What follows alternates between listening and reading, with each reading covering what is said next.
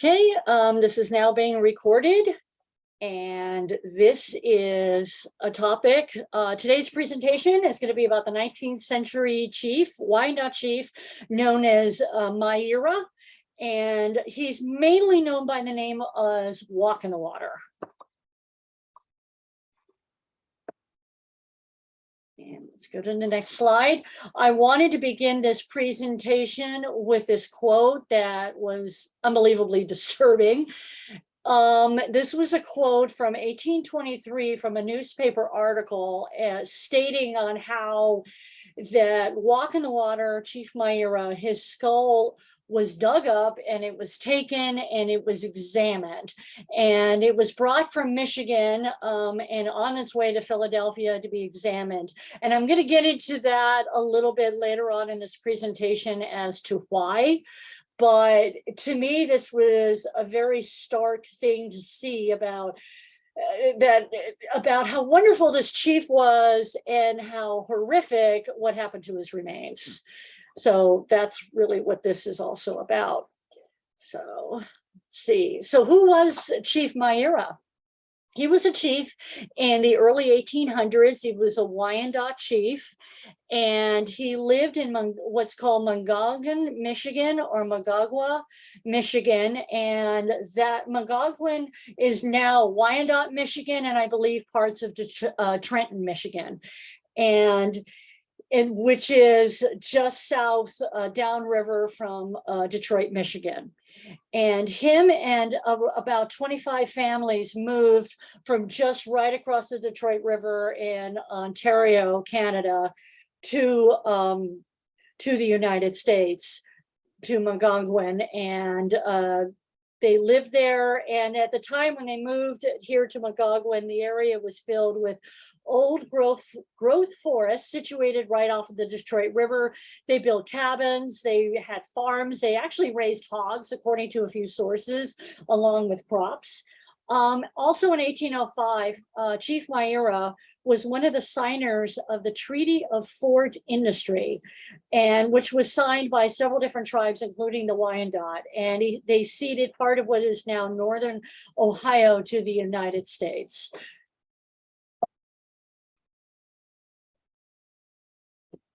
So his description, it's interesting, there is a little bit written about what this man looked like. And he was described as being tall, and he was, quote unquote, a fine, commanding person, near 6 feet in height, well proportioned and straight as an arrow. And he was always described as being very mild-mannered and very diplomatic and just a good guy, very easy to get along with, a very friendly disposition. He was also known to get along with very well with the Americans there as well. He was, interestingly enough, he was also known to be a sharp dresser. It was really one of the sources that I had stated that his wife dressed him very well. He was dressed like a chief in full regalia. He was also friendly with several white generals, and it was probably a way to protect his people. He was very diplomatic.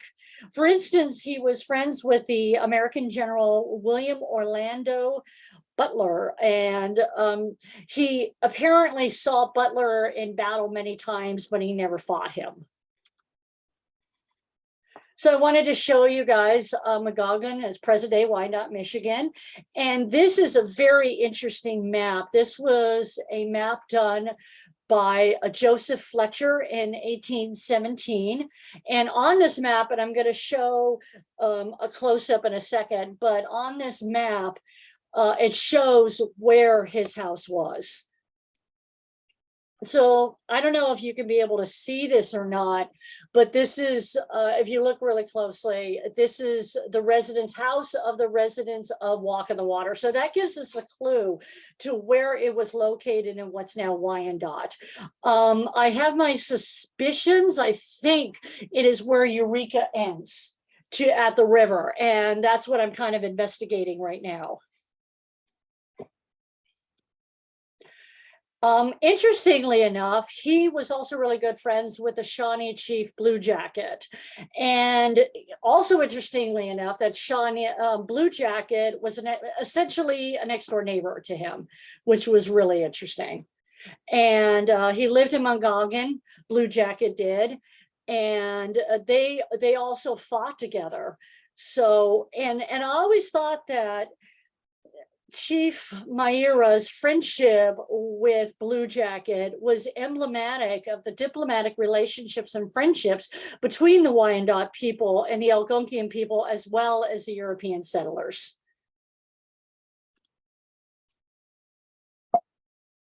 Okay. So going back to Myeerah Chief Walk in the Water's identity, which one? And because what it is there's another Myeerah.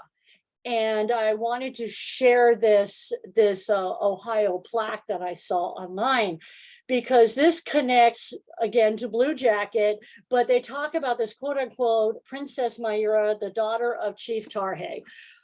I have not figured out why these two people had this name, or if one name is incorrect or not. The term Indian princess makes me crazy, so I don't even like saying that term, but that was kind of the attitude. And so I don't know if it was different spellings or what the story was, but I have found whenever I talk about Chief Myeerah, one person actually came to me recently and she's like, Myeerah wasn't a chief. And I said, okay, we're talking about two different Myeerahs. And I had to kind of explain to her, I'm actually talking about Walk in the Water. So what we don't know, which is a whole lot. Number one, which name? There's a lot of different spellings and a lot of different treaties and different documents.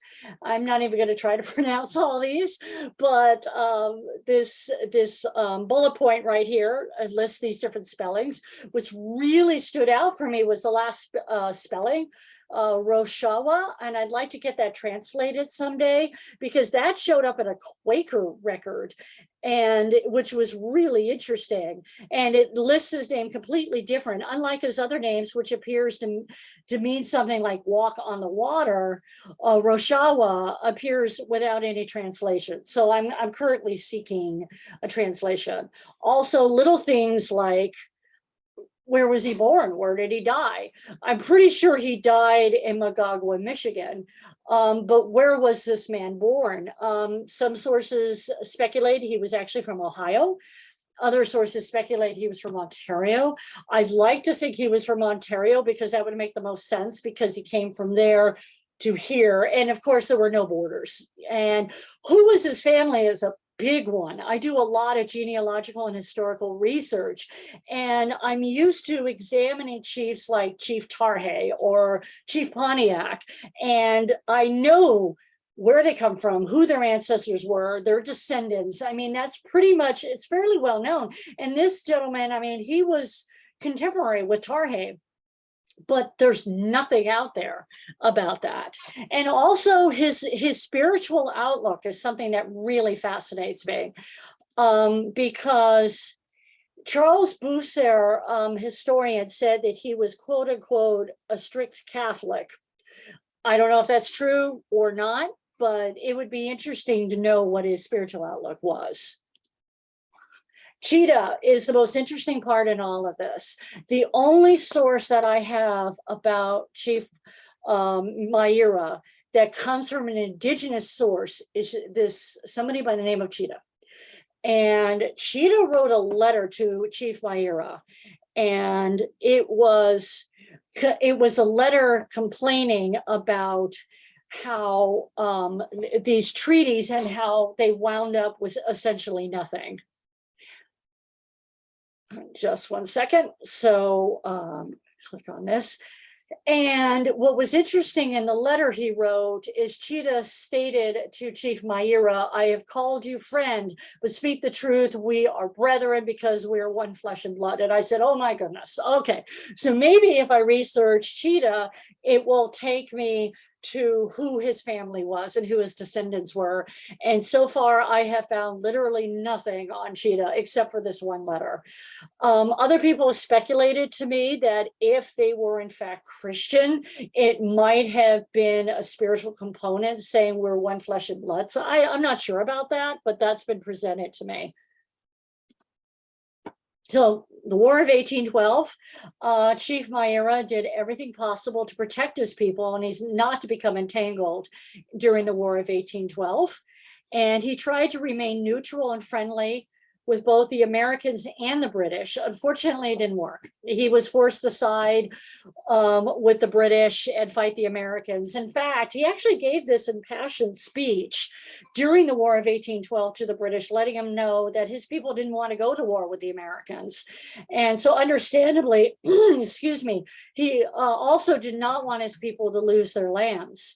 And along with other Wyandot chiefs, Chief Myeerah sent a letter to the President of the United States and Congress in February 1812, describing their concerns about losing their lands as well. So death and burial. How did Chief Myeerah die? And there's only one source I could find about how he died. And by the way, and the source states that his wife died during one of the battles of the War of 1812. For him, it was addressing his death was a gentleman by the name of Samuel George Morton. And he was the one who actually obtained the skull that I began this talk concerning.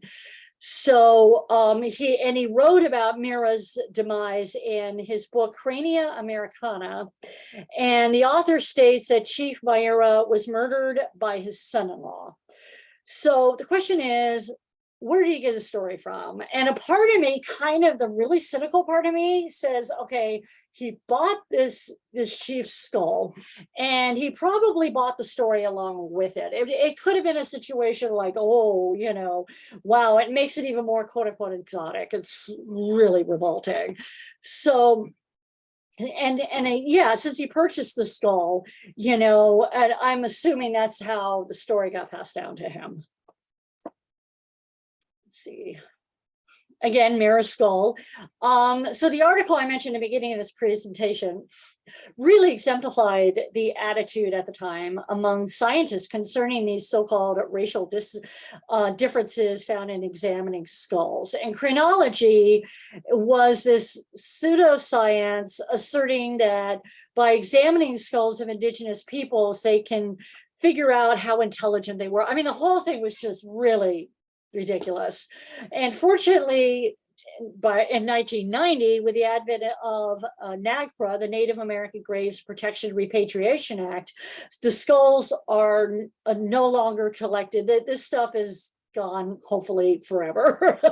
So, however, it's far from perfect because NAGPRA also states, rightly or wrongly, that remains need to be given back to a federally recognized tribal community as opposed to a tribal community that's not federally recognized.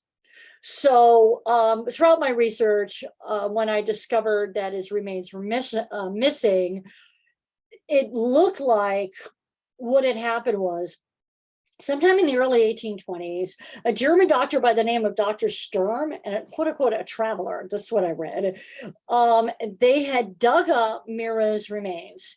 And when this Dr. Sturm died years later, his estate was actually the ones who sold it to Samuel Morton.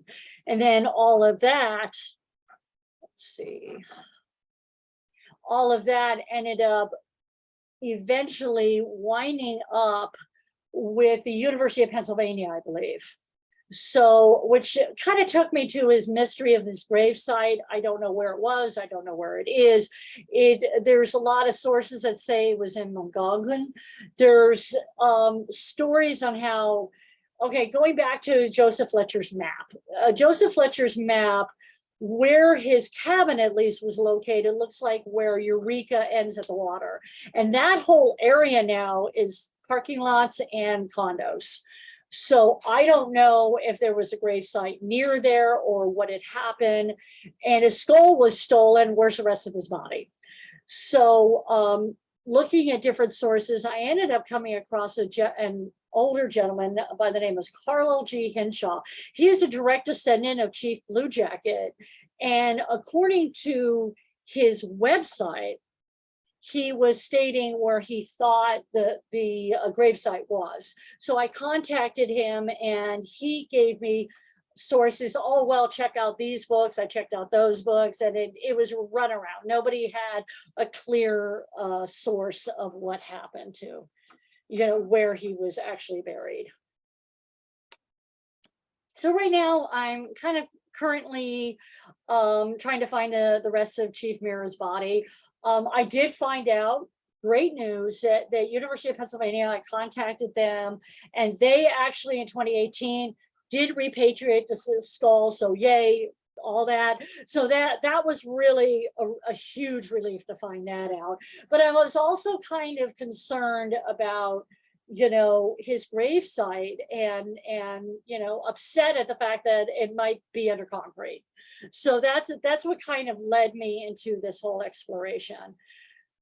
So I'm also examining other sources to try to determine where he could have been, the rest of him could have been buried, and also who his family were and more about him. So thank you. And what I'm going to do is I'm going to stop share and I'm going to stop recording. And then we can get into questions.